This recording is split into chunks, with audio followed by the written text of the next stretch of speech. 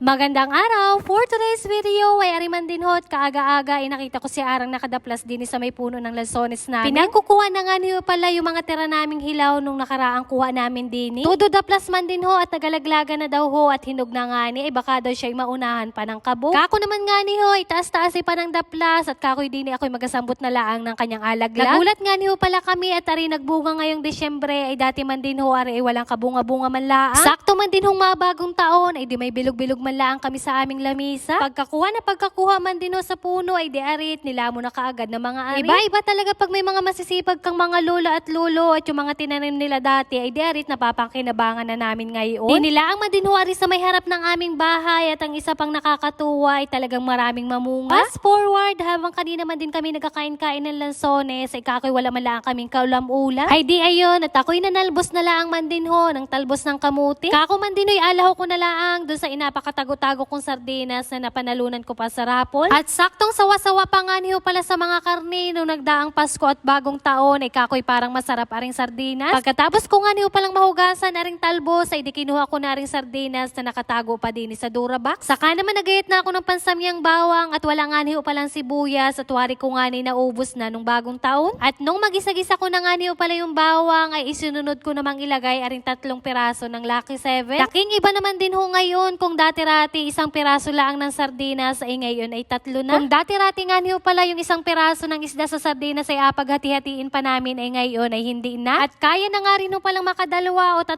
piraso ang bawat isa habang nakain. Siyempre, niluglugan ko na nga rin ho pala aring mga lata at sayang naman yung mga tira-tirang sabaw. Naglagay nga lamang ho pala ako diyan ng pampalasang asin bago naman kaunting kurot ng paminta. At nung nagakuluan na nga ni ho pala ay di arit pinaglalagay ko naman na yung mga talbos. Madali ang luto nga lamang ho pala rin ang ulam kaya naman kung kayo lagi nagamadali ay garni na ang inyong luto. Medyo inilagay ko nga niyo pala sa ilalim aring talbos at kako nga ni para mabilis makuluan saka naman tinakluban ko na. At nung nagabulakan na nga niyo pala ay di arit ayos na yung aking nilutong ginisang sardinas. Marami-raming sabaw nga niyo pala yung nilagay ko diyan at ang lagi man din gusto ni tatay ay masabaw ang ulam. Dahil maaga nga niyo pala ako nakapag-asikaso ng aming pang-ulam ay kako nga ni magutom-gutom na ay ako'y umuna ng kumain. Kaya naman thank you Lord sa lahat ng blessing at kayo pumarinin at sumabay na sa aking kumain. Kinahaponan naman ay aringani ho pala at ako'y magagawa ngayon na ring sumang Singapore. Kaya kiuna-una na nga rin ho pala akong kumain kanina ay kako nga na yun ang masimulan ko na ring aking agawing suman. Daladala nga niyo pala rin ni tatay galing bundok at sakto nga niyo pala nagtiba siya ng saging kaya naman binunot na niya aring Singapore. At syempre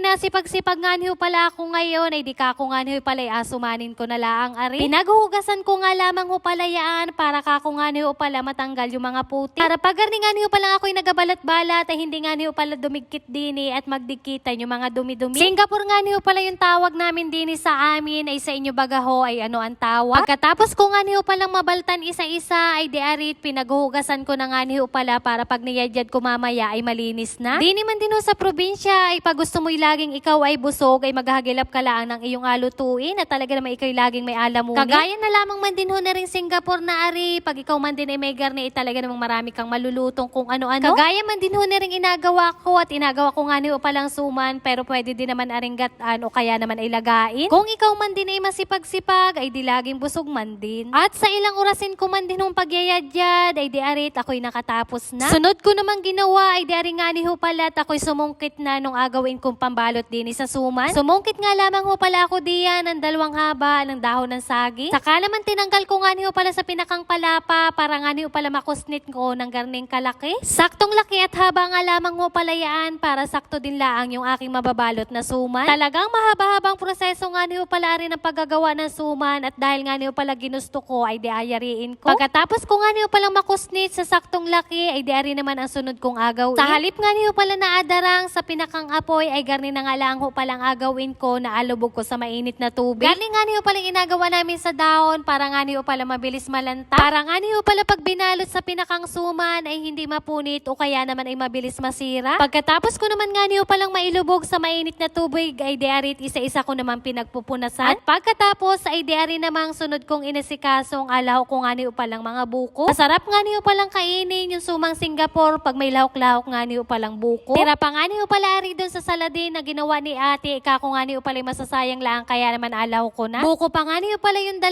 piraso umura kung tawagin din sa amin. At yung isa naman ay bingi nga niyo pala kung tawagin din ni sa amin, paano baga naman ay medyo matigas na. Pagkatapos ko nga niyo palang makayod yung panlaho ko, ay inilagay ko naman doon sa niyadjad kong Singapore aring asukal. Kalahating kilong asukal nga niyo pala yung nilagay ko diyan, at sabi nga niyo pala sa akin ni mamay para matamis-tamis daw. Saka naman inilagay ko na ring niyadjad kong mga buko at pinaghalo-halo ko nga niyo pala para mabalanse yung lasa. Dati-rati nga niyo pala nung mga bata pa kami ay madalas si mama ay nagaluto ng garne para nga niyo pala pambaon namin sa school. Pag napadami naman ho yung gawa ni mama ay di ayun at pagbenta naman doon sa aming mga kaklase para may pambaon kami. Nang mahalo ko nga niyo pala ng maigi ay di arit nagsimula na din akong magbalot. 3 sandok nga niyo pala ng kutsara yung nilagay ko diyan para kako nga niyo pala saktong lakilaang yung aking magagawa. Pag napadami man din ho yung lagay nyo ay medyo hindi maganda at baka nga niyo pala mahilaw yung gitna. Tamang lagay nga lamang ho pala para hindi nga rin ho pala mabilis masira yung pinakang dahon. Kaway-kaway nga niyo pala diyan yung mga nakaranas na magawa ng garne para nga niyo pala may pang merienda sila o kaya naman ay may pang benta. Kung laking probinsya ka man din ho ay talaga namang alam na alam mo kung paano gawin yung garning sumang Singapore. At isa pa ay kung tunay kang laking probinsya ay isa ito sa mga paborito mong gawang suman. Fast forward at sa ilang orasin ko nga niyo palang pagbabalot ay di arit nayari ko na din naman. Pero bago nga niyo pala ako magsimula diyan magsalansan sa kaldero ay naglagay muna nga niyo pala ako diyan ng daon ng saging para hindi mabilis masunog. Saka naman pinagsasalansan ko na nga niyo pala ng maayos din sa loob ng kaldero. Madami-dami din nga niyo pala yung nagawa ko diyan at hindi nga lang ho pala 2 o 3 yung aming makakain isa-isa. Kako naman nga niyo sa kanila ay magsawa sila at pakakain-kainin nila hanggat kaya nila. At pagkatapos ko nga niyo palang mailagay sa kaldero ay diarit naglagay naman na ako ng tubig. Kapantay nga niyo pala ng suman kung gaano kadami yung nilagay kong tubig para kako nga niyo pala makuluan ng maayos. Saka naman tinakluban ko na para nga niyo pala maisigang ko na kaagad. Ilang oras din nga niyo pala ring alutuin at medyo matagal-tagal din. Ay siya,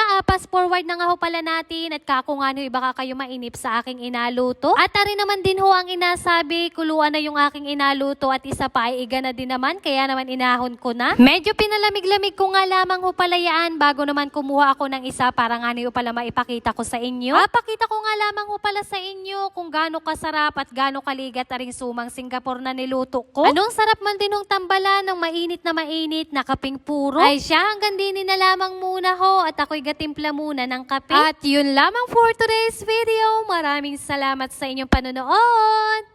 God bless.